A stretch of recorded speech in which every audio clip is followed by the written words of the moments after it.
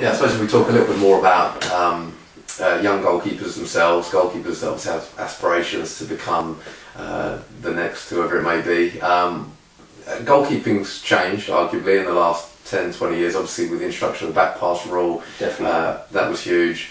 Something we touched upon in the last bit was about, you mentioned that you went over to Spain, and I suppose we start off with some Spanish goalkeepers. I mean, I look at Pepe Reina, I look at De Gea coming over, and their distribution's fantastic. Yeah, how important is that now for a goalkeeper? It's a massive part, in that obviously I think it's roughly 20 years ago, was it? The obviously the back pass rule came in, and that was going to change. That was always going to change goalkeeping, and the type of goalkeeper, because all of a sudden they had to be a footballer, rather than somebody who could just defend the goal.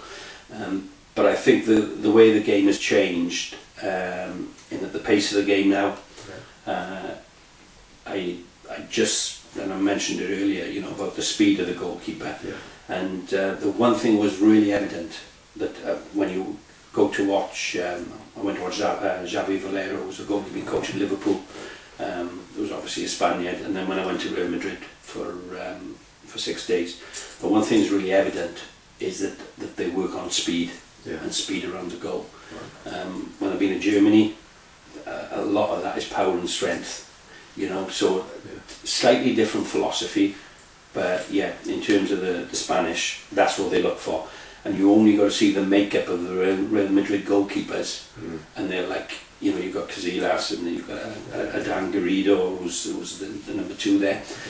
But all the goalkeepers within their academy system, there's very few that are very tall lads, and what you consider to be maybe a little bit laboured, because physiologically, they are just that makeup. What they tend to go for are the quick goalkeepers around the goal, and the ones who can read the game.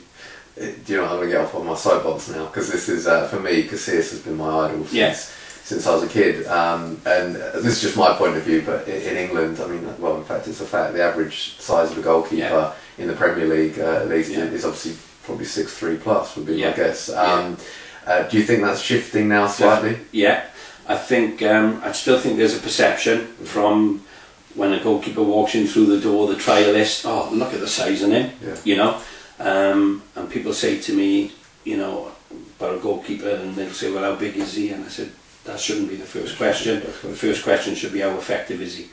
Now, if he's effective, regardless of whatever level he's playing at, then for me there's an opportunity and a position for him. Within the international setup, height is never an issue. Is that right? I think you've only got to look at the goalkeepers. You've got the likes of Joe Hart, who's 6'3", but then the likes of Frank Fielding, who's had a fantastic under-21 campaign and doing terrific at Derby. Frank is just over 6 foot. That's right.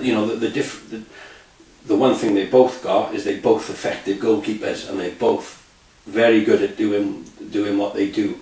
And international football, which is the area that I work, the one thing that they don't get exposed to is they don't get really pinned in. They don't get loads of crosses to deal with. There's not the physical challenges that the English domestic game gives them. So you're looking for a different type of goalie.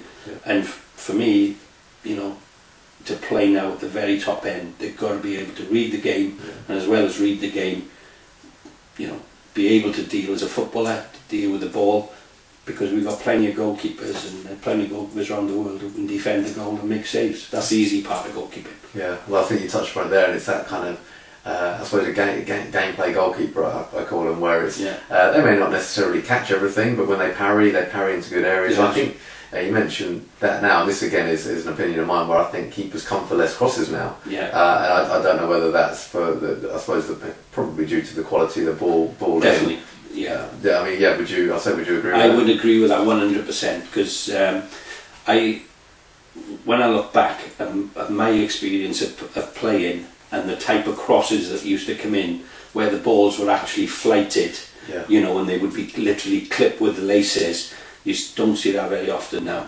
What they tend to do is wrap the ball So you're getting the ball, especially with the outswinger, and it's the pace and the dip on the ball. Yeah. So I don't think the goalkeepers can actually come and deal with what they used to. Yeah. And also the football itself is yeah. that, you know, it's now so light. Yeah. And I've had an experience, you know, in the summer where I've gone with the under-20s to the World Cup.